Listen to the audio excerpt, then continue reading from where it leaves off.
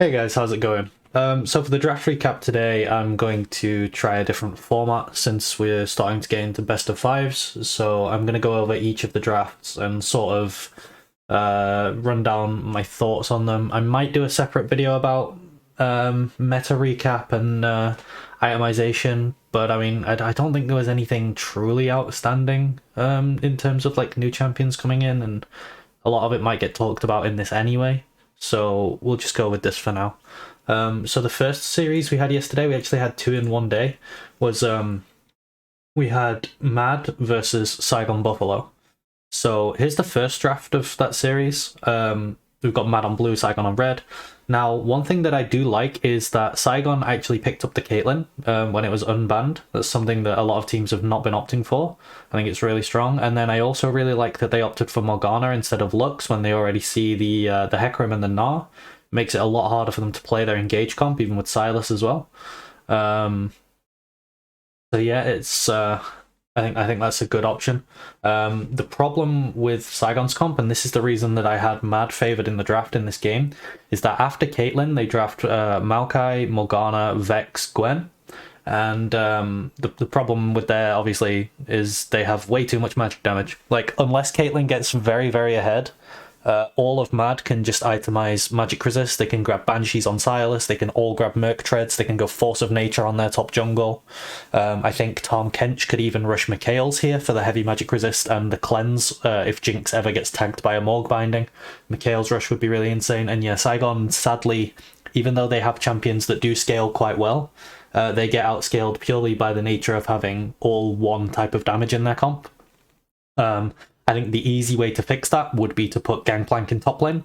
It has a good matchup into the Gnar, and it contributes to the plays on bot side where you want to play around your Caitlyn lane. I think if they'd opted for Gangplank or honestly anything else with physical damage in top lane, Saigon would be looking a lot better, but because of the dynamic of their damage profile, Mad are definitely favoured in this draft for me. One thing that I will say is that I am glad that we're finally seeing some Caitlyn and Morgana, but if you go and watch this game, the way they played their level 1 lane was absolutely abysmal. And I admit perhaps it was this game where it was the one of the worst Morganas I've ever seen. I'm not sure if it was this game or another game, but there was one and it was awful. Anyway, into game 2, I thought this draft was a lot closer.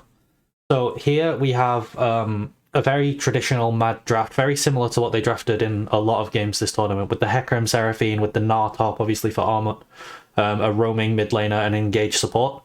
On Saigon's side, they're going with the Maokai flex. I think Misfortune Maokai on R1, R2 is a really good answer into most things. It's very flexible. Both of them can fit into a lot of comps. Obviously, Maokai can flex into 3 roles. And by picking up Misfortune alongside him, you don't reveal anything about what role he's going into because AD is one of the roles that he can't go into. They then opt for Lysandra and Nautilus, which I don't really like, but I do really like the Vayne pickup here. So the Vayne's really good. The only issue with Vayne is that she has to be very, very careful that Talia and Hecarim don't set her too far behind. I think it's very hard to not get put behind here by Talia, Hecarim, Gnar. But if Maokai can cover her, if Lysandra can contain Talia, then and Vayne can push her lead in the lane, because it's a very advantageous matchup for Vayne into the Gnar. So if Vayne can push that lead, I think it's actually Saigon favoured. But then again, like the way in which it's Saigon favoured comes down to execution, and I think the execution's fairly even on both sides. Like if Mad are winning mid lane, if they're doing well in jungle, they can really like cripple this Vayne with Hecarim and Talia and Gnar. So I actually had this as like a 50-50. It's like a fairly even draft, just because at the end of the day, it will all come down to this execution and how both teams play around top lane. Into the third draft of this series then, we have a different look from Mad, which I like. So Mad bring out their Belveth pick, and I was a really big fan of their Belveth into DRX. What they drafted into DRX was they drafted Belveth with 3 winning lanes, and they used the winning lanes to allow Belveth to invade and take a ton of camps and get ahead, get her lavender stacks, things like that. And they also drafted it into like a comp that kind of needed to run into Belveth a bit as well. And I mean, Belveth, you know, she likes when people have to run at her because it means she doesn't have to run at them and take damage on the way in. Saigon have gone for this like Hecarim Shen submarine sort of comp with the Kai'Sa.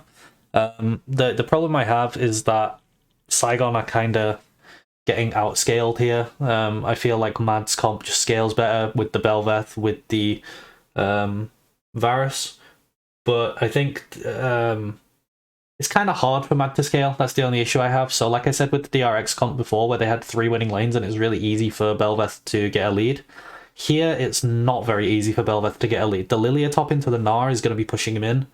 The Lissandra can easily match the push of the Vex. The Kai'Sa and Shen in bot lane, they are actually going to get pushed in by Varus Tahm-Kench. I'm not a huge fan of the Tahm-Kench. I understand why they picked it, but I think there's lots of better things here.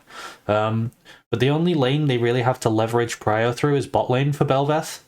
So yeah, it's not the same as the DRX one where every single lane's getting prio and she can easily go and grab camps. It's a lot more difficult. One thing I will say is that I think Saigon Buffalo really dropped the ball in this game, because if you remember the invade that that Mad did against DRX with the Bel'Veth, where they took DRX's red and then they cross-mapped through mid and got their own red as well. Elyoya's pathing was like red into red. I mean, that pathing's really good, but I think Saigon could have covered it. They could have maybe 5-stacked. It's not something that we hadn't seen before, but that gave Elyoya a big lead in this game. If they could slow down Elyoya, I think Saigon had a good chance to win this game. The draft's like fairly even. Just depends how the game goes. And then the final game, this one I thought was the most Mad favoured draft of the lot. The only thing Saigon have going for them here is if they can snowball through Pantheon to Leah Kalista and then Fiora in the side lane. The problem they have is that it's pretty hard for Pantheon to Leah Kalista to actually kill anyone. Like in top lane, it's Ornn. He's kind of hard to move. Even if you do kill him, he doesn't really care. Mid lane, the Vex, you know, she has the W for safety as long as she's holding her fear. They've got Alistar to knock people away. I think they could have drafted like Morgana or like any other form of disengage support as well. Even Janna. Maybe Janna's a little too vulnerable, but you get the idea. Meanwhile, Mad's scaling is through the roof compared to Saigon. Like, I think if this game goes past 15 minutes and Saigon aren't in a comfortable lead, it's kind of just over. Like, the scaling on Mad's side is just ridiculous. The comp's also a lot easier to execute than Saigon, and especially when Saigon, I would say, are at a slight player disadvantage. This draft, I mean, I almost knew Mad were going to win this game coming into draft.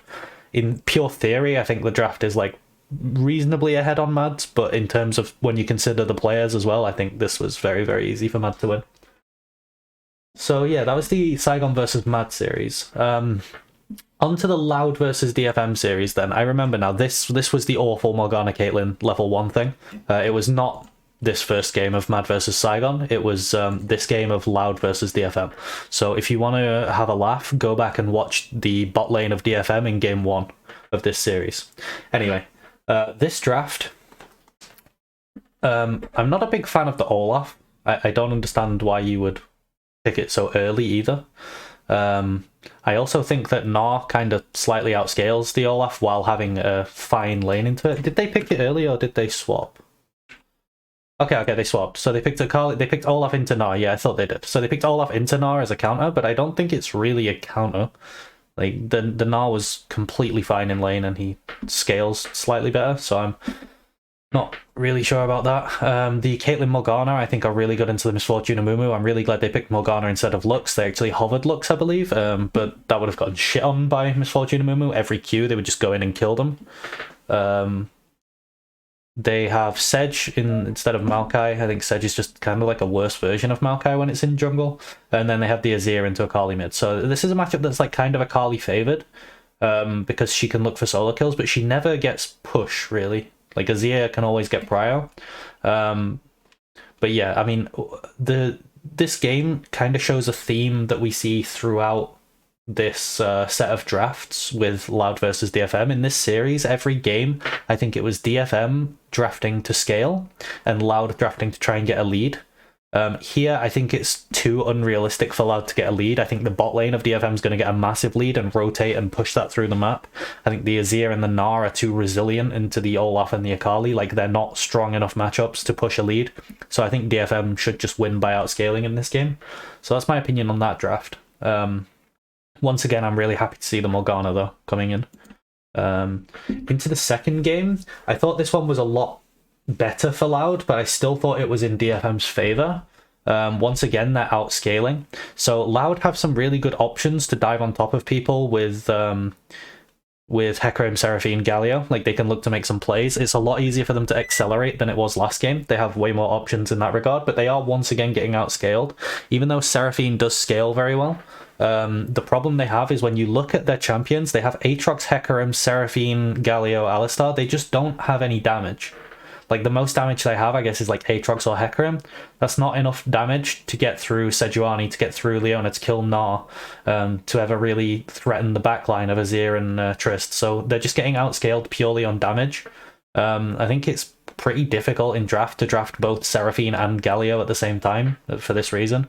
And then also I think the Alistar's just really off theme, and you've given yourself probably one of the weakest bot lane 2v2s I could ever think of with Seraphine Alistar. Like, it doesn't really do anything in lane, which is fine because they should be wanting to play through topside. They should be looking for kills onto this Gnar with the Hecarim, Galio and Aatrox.